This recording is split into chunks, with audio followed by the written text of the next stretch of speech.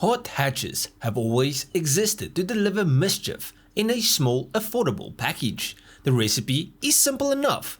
Take a humble city car, strap a turbo onto it, stiffen the suspension until your spine files for divorce, and then make sure it looks like it's been raiding the wardrobe of an overconfident bodybuilder. By 2007, this formula was well established, with Volkswagen, Renault and Citroën all fielding contenders. But Opel's approach with the Corsa OPC was a little different. It wasn't just about building a cheap thrall machine, it was about proving that the company's in-house performance arm, the Opel Performance Center, could turn even its most unassuming hatchback into something that could punch above its weight. And punch it did, because beneath its slightly cartoonish mirrors and triangular exhaust tip sat an engine with far more potential than Opel ever allowed it to show in factory form. But to understand why the Corsa OPC mattered, you need to look at Opel's peculiar place in the early 2010s. The brand was still under the General Motors umbrella, stuck in a kind of corporate identity crisis. In Germany, Opel was a serious, mainstream brand competing with Ford, Peugeot and Volkswagen. In Britain, its cars were rebadged as Vauxhalls and carried a different sort of reputation entirely. And in Australia, Opel was just arriving as a new brand altogether, hoping to carve a niche in a market already drowning in hot hatches from Europe. The OPC badge was Opel's attempt to give itself some credibility.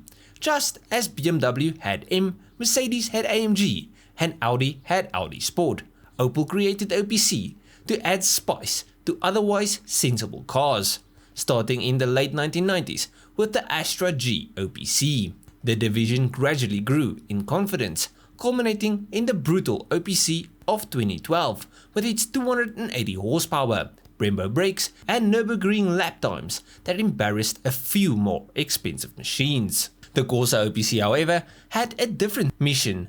It wasn't supposed to be a Nürburgring assassin or a GTI slayer. It was meant to be the gateway drug, the first rung on Opel's performance ladder. Affordable, accessible, and small enough to make sense in a crowded European city, yet quick enough to terrify your parents when they borrowed it for a trip to the shops.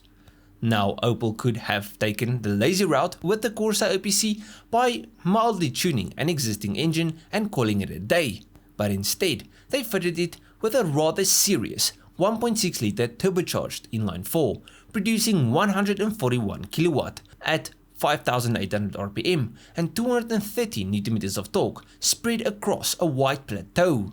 On paper, that was already more grunt than the VW Polo GTI's 132 kilowatt, more than the Citroën DS3's 115 kilowatt, and more usable torque than Renault's naturally aspirated RS200.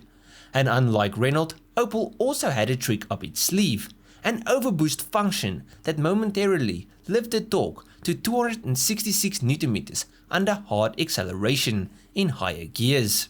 And that number matters, because torque is what you feel when you're shoved back into the seat.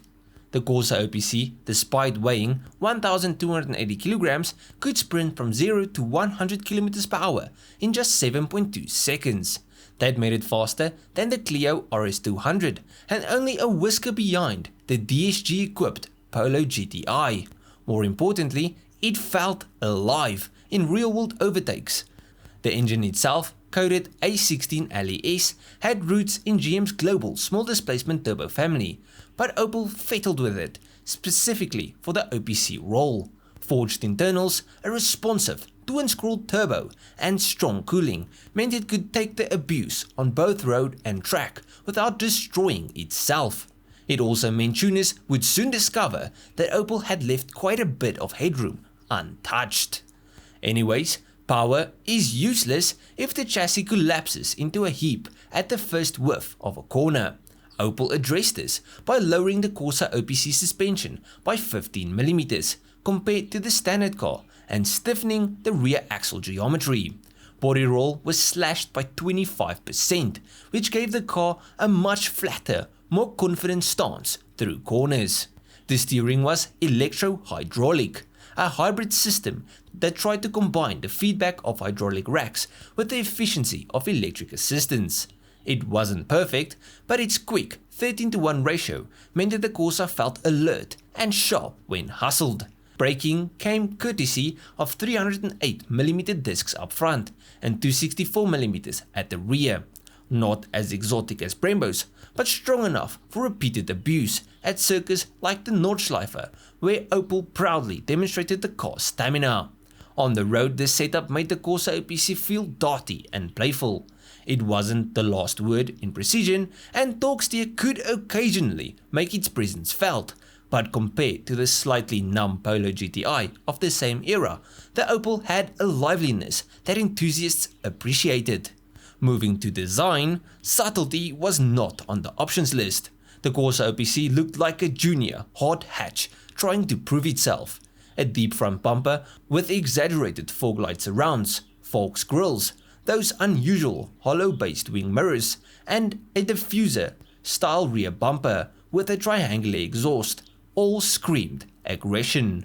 Buyers could spec it with 18-inch wheels instead of the 17s as standard, giving the car an even more squat and purposeful stance. Inside, the theatre continued with proper Recaro sport seats that offered the kind of bolstering usually reserved for much more expensive cars. The flat-bottomed OPC steering wheel and alloy pedals added to the impression that this was no ordinary shopping trolley. Yes, the hard plastics and dated infotainment betrayed the car's humble origins, but nobody really cared once they sank into those seats. And here's where things gets interesting. While the factory Corsa OPC was quick enough, the A16 LES engine had far more to give. Opel's conservative mapping and emissions-friendly setup meant that tuners could unlock huge gains with relatively little effort. A simple ECU remap could push output from 189 horsepower or 141 kilowatts of power to well over 220 horsepower without compromising reliability. With supporting mods like a freer flowing exhaust, upgraded intercooler and intake, figures of around 250 horsepower were realistic. That's enough to put it firmly in the next league of hot hatches.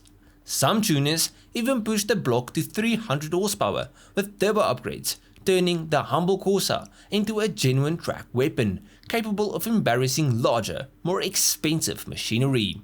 The strong bottom end of the engine, combined with its relatively light weight, made it a favorite among enthusiasts looking for a sleeper project.